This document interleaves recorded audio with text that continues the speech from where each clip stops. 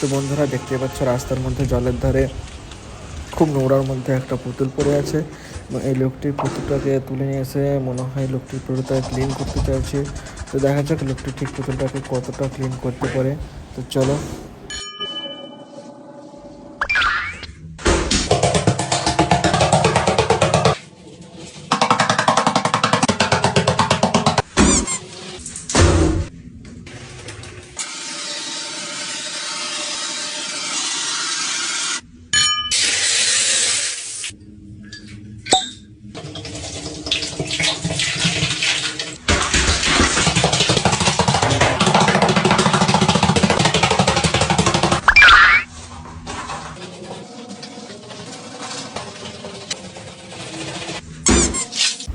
তো ক্লিন করা হয়ে গেছে, দেখা যাক ফাইনাল লুকটা।